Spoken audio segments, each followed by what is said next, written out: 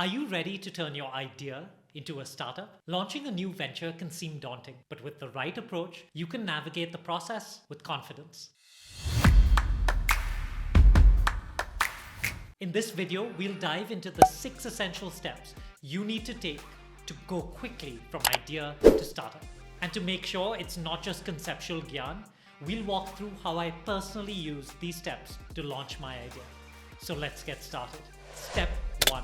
Find your sweet spot. The first step to launching a successful startup is to find the intersection between what you love, what you're good at, and what you believe the world needs. Take some time to reflect on your passions, skills, and the problems you want to solve. Think about how you can use your unique talents to make a difference in the world. When you find this intersection between the 3 areas, you'll have a solid foundation for your startup. When I did this exercise in 2018, I realized that one of the things I've always loved doing is helping others shine. Whether it was supporting a school friend of mine to prepare for an elocution competition despite his speech impediment, tutoring a group of my university mates on the basics of accounting in my kitchen, or guiding my team members at Accenture on the basics of personal financial planning, I found great joy in their success and much more selfishly, my role in it. The reason I was able to help them was primarily because I've always been good at explaining complicated concepts in a way that's easy to understand and use. That was clearly my superpower, simplifying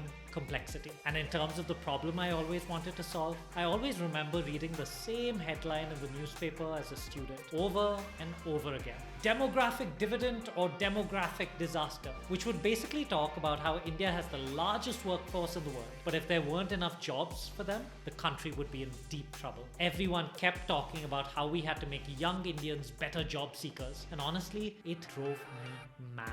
It always made me think, why do we need to be a country of job seekers when we could choose to be self-employed, or better yet, job creators? When I put these 3 things together, my love for helping people, my ability to simplify concepts, and my passion to turn India into a country of job creators, it was clear that my sweet spot was, and continues to be, business coaching. On to step 2, build your foundations. Once you've identified your sweet spot, the next step is to figure out how you're going to make some money from it. To do this, you need to nail down the foundations of your business. Start by identifying your target audience, figuring out how you'll help your target audience, how you want to position your business in their eyes, and what your pricing will be. When you have a clear understanding of these foundational elements, you'll be better equipped to monetize your idea. Here's how I did it. Considering I was on a mission to create more job creators, I decided to focus on people who had already started their entrepreneurial journeys and wanted to make the shift from solopreneur to small business owner. But that's still way too big an audience. So I narrowed it down by targeting solopreneurs who were self-taught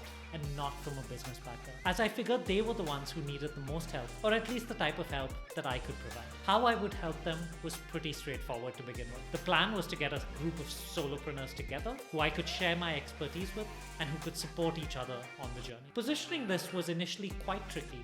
There were so many routes I could go down. Business coaching, a cohort-based program, a bootcamp. Well, after interviewing 5 or 6 people within my target audience, I decided to position it as a fellowship because I wanted to brand it as a group of people on a shared mission. When it came to pricing, I decided to keep it as simple as possible. I decided to charge a monthly fee to each solopreneur. I figured since most of them were making about $1 lakh a month, I could justifiably charge them 10% of their monthly income. So I didn't really put much more thought into it and decided to launch at 10K per month and just see what happens. On to step 3, prototype the client experience. The client experience is a critical component of any successful startup. To ensure that your clients have a positive experience, I suggest prototyping it in the form of a customer journey map. Now, don't try to perfect this process right away. Instead, focus on getting quick feedback from your target audience and adjusting your approach based on their needs. I'm going to be honest with you. This is what my first prototype looked like. It was just a sad face on one end,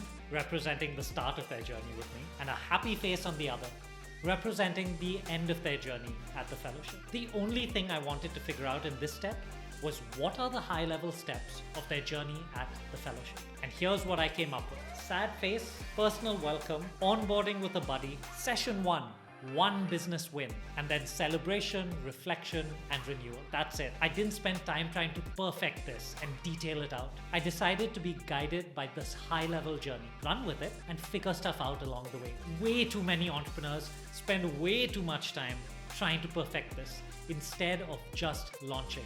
But remember, it's far more important to get it started than get it right. That's when you move on to step 4, craft your message. Once you've developed your idea and customer journey, the next step is to market it. Start by drafting a marketing message that speaks directly to your target audience. Use a template like, I help target audience achieve result despite their challenge by this method because this reason. This message will serve as the foundation for your marketing efforts. Here's the first draft I came up with. I help self-taught solopreneurs hire their first team member despite their current monthly income not being able to afford it by guiding them on how to sign well-paying clients quickly because you can't grow a business without a team. Now I know it's clunky, but it was good enough to get me started. Over time, I obviously refined it and made it more succinct and catchy. But again, it was good enough to get me started. And that's all that matters in the beginning. As soon as I had this drafted, I put it out on social media and sent it as a WhatsApp message to my friends and family, requesting them to pass it on. And slowly but surely, my first few leads started coming in, which is when I could move on to step 5, start selling. After you've developed your marketing message and got your first few leads, it's time to start selling. Yes, you heard me right. Start selling. There's no point telling yourself, I'm not ready yet, and stopping yourself from getting going. The fact is, you will never be ready, so you might as well start. The simplest way to do this without going nuts over creating the world's greatest website is to create a simple payment page that you link to whichever bank account it is you're using. This page should highlight the value of your product or service and include elements like personal credibility and testimonial. This payment page will serve as a critical element of your sales funnel in your early days. My first payment page literally just said, go from uncertain solopreneur earning 1 lakh a month to confident small business owner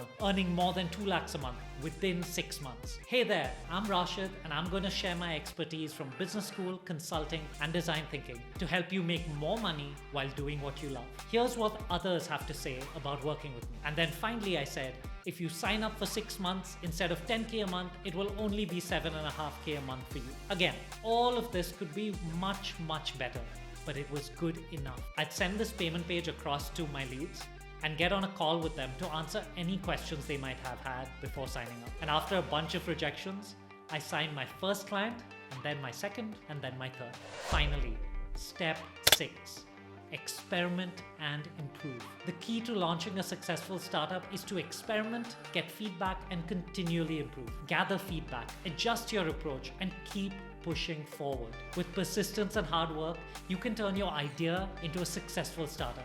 Remember, you're always one version away from perfection. So keep iterating on all fronts. Your message, your sales journey, your customer experience, all of it.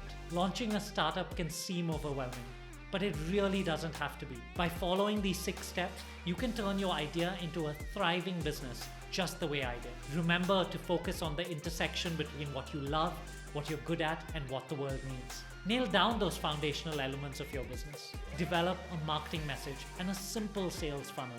And of course, continually experiment and improve. And if you're having starting problems and need some help to get going, don't hesitate to reach out to us for step-by-step guidance via WhatsApp.